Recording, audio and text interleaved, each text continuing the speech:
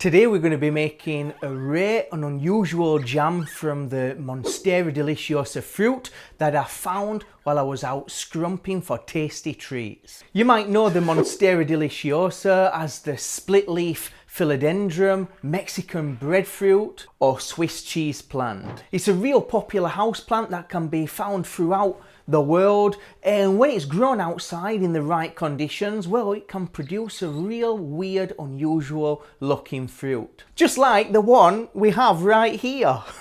Totally real. What most people don't realise is that this fruit is edible and it's extremely tasty. Some people of class and culture might even call it the most tastiest fruit in the world. Like this little handsome guy popping up on the screen right now. Maybe you want to give that video a little watch right after and see more tips about eating and harvesting Monstera Deliciosa. The Monstera Deliciosa is rich in your C and B vitamins, has a good amount of fibre and protein, and minerals like phosphorus, calcium and potassium. In Central America, it's used as a natural laxative. That's right, Pitchy, you can use it if you're feeling a little bit bunged up.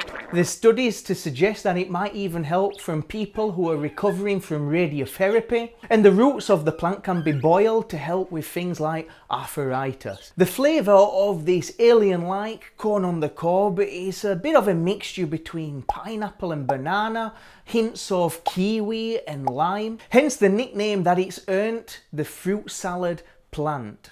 But be careful, the unripe fruit of the Monstera Deliciosa is full of oxalic acids that can cause severe throat burn if it's not eaten at the right moment. And you might be thinking, whoa, hold up, Greenthumb, are you mad? Oh, totally. But all jokes aside, you don't have to worry about it as long as it's eaten when it's fully ripened.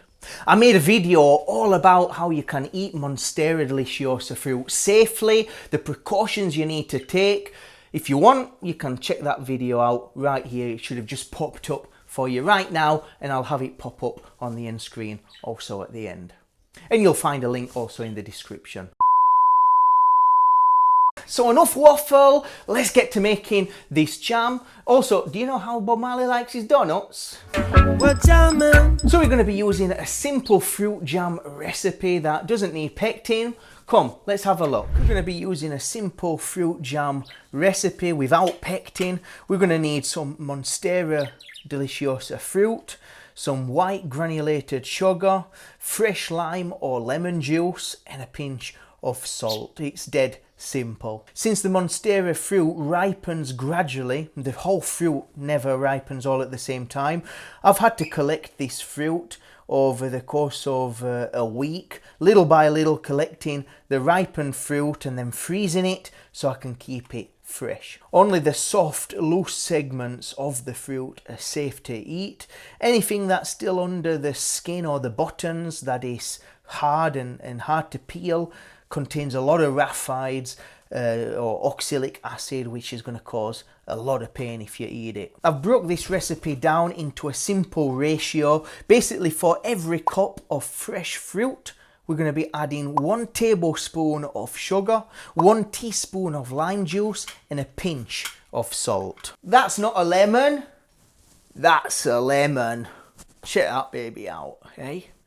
Well, we're going to start cooking this jam. Pitchy, you got to go. I don't want you getting jamified. What are you saying?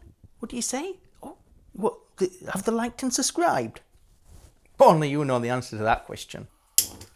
So I'm just doing this by eye. I reckon we've got about 2.5 cups of Monstera fruit. So using our ratio, I reckon we want to be adding about 2.5 tablespoons worth of sugar.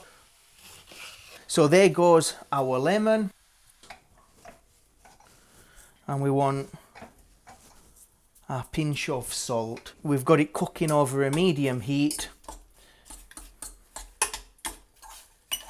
And we're just going to be constantly just mixing up our sugar, juice and salt so it all evenly dissolves and comes out consistent. So I'm going to add some zest. I'm going to grate in a little bit of peel from my lemon.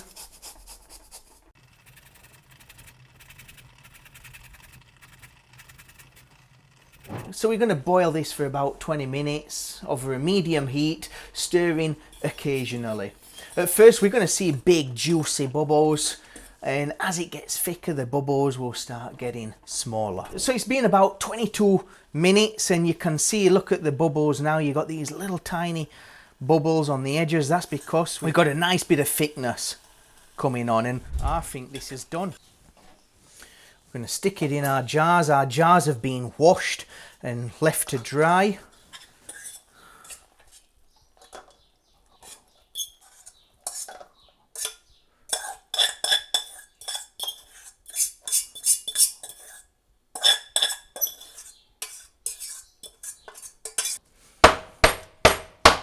So we're just tapping out the air bubbles in there, and if you wanted to create an airlock because you didn't want to consume this jam immediately and you want it to obviously last for a few years, what you could do is then place this in a boiling bath of water, like how you melt chocolate. You put that in, and as it's steaming and getting really hot in there, then you bang on your lids, the steam will suck out the air, creating an airlock, and it'll last for a really long time until you're ready to open it up.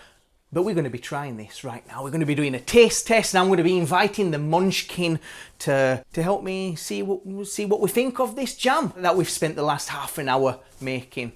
Let's go and have a little test. So we're going to give this a taste test, and well, Cassandra's here. He's been helping me. We'll see if it's actually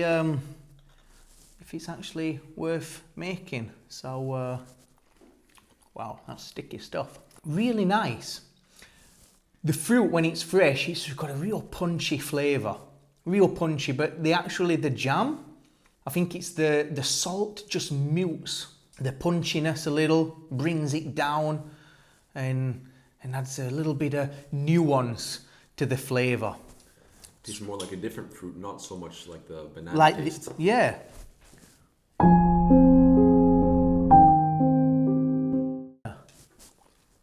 Very good indeed. It's really sweet. We added bare minimum sugar.